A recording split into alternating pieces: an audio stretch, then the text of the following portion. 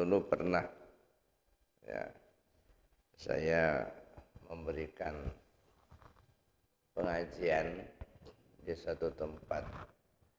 Pengurus minta kepada saya menyampaikan tentang tasawuf dan tarekat. Ya, kita sampaikanlah sesuai dengan apa yang kita ketahui. Nah, dalam sisi tanya jawab ada seseorang langsung nunjuk, kayaknya bersemangat benar. Maaf Pak Ustadz, katanya,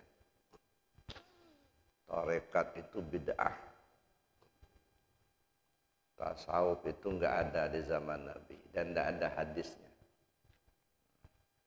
Jadi kalau Pak Ustadz mengajarkan tarekat tasawuf kepada kami, itu sama saja Pak Ustadz ngajak kami masuk neraka, katanya. Karena semua bid'ah itu neraka. Kullu bid'atin dhalalah wa kullu dhalalah finnar. Semua bid'ah itu sesat dan yang sesat masuk neraka. Pokoknya panjang lah dia cerita bahwa tarekat tasawuf itu tidak ada dasarnya, tidak ada ayatnya, enggak ada hadisnya, enggak ada zaman Nabi. Dan karena itu bid'ah, dan yang bid'ah itu dhalalah. Karena dia dhalalah masuk neraka. Jadi kalau Pak Ustadz menyampaikan tasawuf tarekat pada kami, itu sama saja Pak Ustadz mengajak kami masuk neraka, kata dia. Dan sudah selesai. Sudah selesai Pak, saya bilang. Kalau sudah selesai, nanti saya mau jawab. Saya mau ngomong. Saya bilang begini, Al-Quran itu terdiri dari 6.666 ayat, 114 surat, 30 juz. Jadi kalau Bapak mengatakan tidak ada dalam Al-Quran, saya kepingin tahu Bapak hafal Al-Quran itu berapa ayat. Itu satu. Yang kedua, kalau enggak ada dalam hadisnya, Bapak tadi mengatakan tidak ada hadisnya. Hadis Nabi itu Pak banyak. Yang dihimpun oleh Imam Bukhari saja awal mulai 600.000 hadis. Walaupun setelah ditasih itu ada 6.000 yang sahih.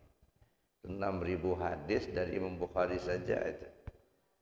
Belum Imam Muslim, belum Imam Tirmizi, Nasai, Ibnu Hibban, Ibnu Majah, dan lain sebagainya. Jadi kalau dihimpun hadis Nabi itu jutaan.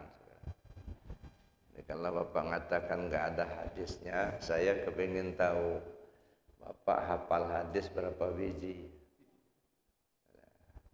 Itulah ciri-ciri orang sombong, Pak. Ya, orang sombong.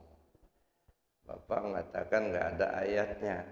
Ya, mungkin Bapak enggak kebaca ayatnya atau memang Bapak enggak ngerti. Saudara. Kalau enggak paham Pak enggak usah ngomong. Saudara. Ya, enggak usah kita buka kitab. Ya, sekedar saya sampaikan saja, seingat saya saja ayat tentang tasawuf. Antara lain, fal yanzuril insanu mimma khuliq. Adalah manusia memperhatikan tentang dirinya dari apa diciptakan.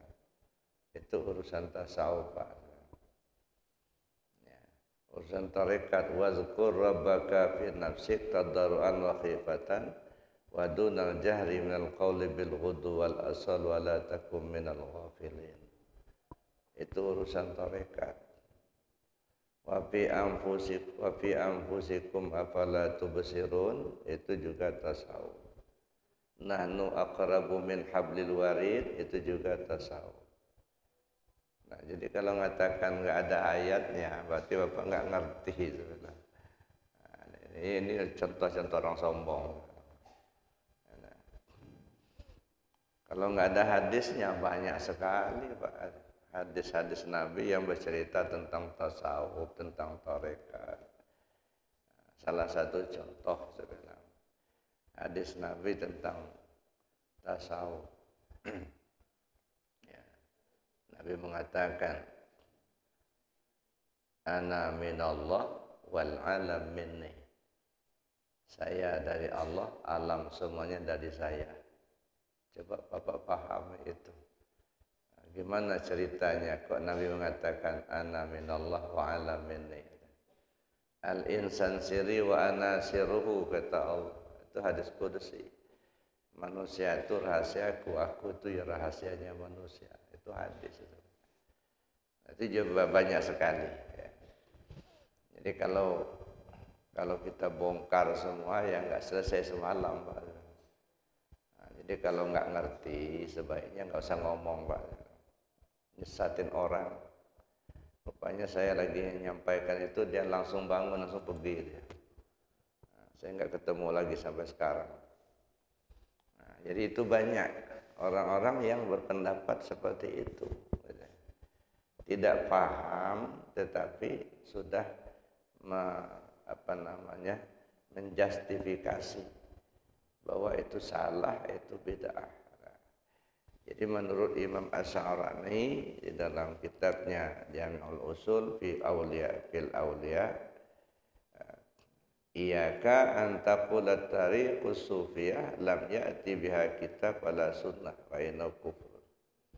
Hindari olehmu berpendapat bahwa tarekat tasawuf itu tidak bersumber pada Al-Quran dan Sunnah, maka sesungguhnya orang itu kafir. Fa innaha kulluha akhlaqul Muhammadiyah, karena semuanya itu adalah akhlaknya Rasul. Wasiratu Ahmadiyah, dan jalan hidup Rasul.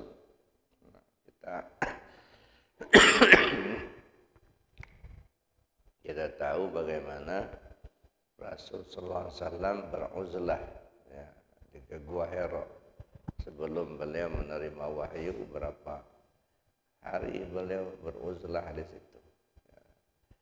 Begitu juga ketika beliau ya pindah dari Mekah ke Madinah di Gua Sur itu. Kan pada pagi itu kan berduyun-duyun orang kafir Quraisy mencari, karena Nabi jadi ditunggu-tunggu mereka sampai semalam suntuk nggak keluar rumah, tapi ternyata Rasul tengah malam itu sudah berangkat bersama Abu Bakar ke Gua Sur.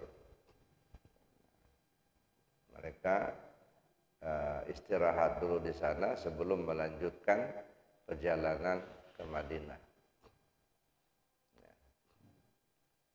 Nah, di luar itu sudah lalu lalang orang mencari Nabi. Ada yang bawa pentungan, bawa pedang, segala macam itu. Karena diumumkan oleh penguasa kafir Quraisy ketika itu, siapa yang menemukan Muhammad, ya, siapa yang mendapatkan Muhammad hidup ataupun mati akan dikasih hadiah 100 ekor unta. Sehingga orang berkeliar mencari. Nah, di pintu gua itu sudah kelihatan ada orang lalu lalang mencari. Udah naik Pak di ke Gua Sur itu. Udah naik ke Gua Sur. Dari dalam kelihatan betul orang sudah lalu lalang ya di luar pintu. Jadi Abu Bakar As-Siddiq sangat gelisah. Apa jadinya kalau sampai Nabi ketangkap? Tapi orang kafir Quraisy itu tidak percaya kalau ada orang di dalamnya. Karena di pintu gua itu sarang labah-labah itu tidak putus. Logikanya kalau ada orang masuk ke dalam gua ini pagi-pagi ini, mestinya lah sarang laba-laba itu pada putus semua. Ini nggak ada yang putus. Nah, di tengah-tengah pintu itu ada burung merpati sedang nelor di situ, sedang ngeram di situ. Nah, itu makanya orang kafir Quraisy nggak masuk ke dalam, karena mereka nggak yakin kalau ada orang di dalam. Itulah takdir Allah, begitu Rasul bersama Abu Bakar masuk, langsung datang labah-labah itu yang bikin sarang situ. Nah, begitu juga burung merpati langsung datang, langsung bikin sarang, langsung nelor, langsung ngerem di situ. Tapi dari dalam sudah kelihatan betul banyak orang lalu lalang. Nah, kegelisahan Abu Bakar ini diketahui oleh Rasul. Sampai turun ayat la takhaf wa la tahzan innallaha ma'ana. Jangan takut, jangan gelisah, Allah bersama kita. Nah, lalu Rasul mengajarkan zikir di dalam hati Abu Bakar. Wazkur rabbaka fi nafsik. Sebut nama Tuhanmu pakai hati. Tadarruan wa khifatan. Dengan rasa rendah diri, rasa takut kepada Allah. Waduna jari minal qaul. Jangan bersuara. Bil ghudu wal asal. Pakai itu pagi, sore, siang, malam, sehat, sakit, lapang, sempit. Wala takum minal ghafilin. Kamu jangan sampai lalai. Ya, pakai itu jangan lengah, jangan lalai. Nah, itu yang kemudian diamalkan oleh Abu Bakar As-Siddiq radhiyallahu anhu, diikuti oleh para sahabat-sahabat yang lain yang kemudian menjadi tarekat Siddiqiyah atau disebut tarekat Naqsyabandi. Itu asal mulanya itu. Jadi kalau mengatakan tidak ada zaman Nabi itu ya bodoh amat ya. Anda nggak paham. Jadi apa yang diamalkan oleh para ulama terdahulu itu semuanya itu adalah bersumber kepada Al-Quran dan Sunnah. Bahkan Sultan Aulia mengatakan tarekat kami adalah bersumber pada Al-Quran dan Sunnah. Bahkan Sultan Aulia sangat ketat ya, untuk menyuruh anak putra beliau untuk mengamalkan, dan beliau mengatakan apa yang tidak bersumber pada Al-Quran Sunnah itu ditolak.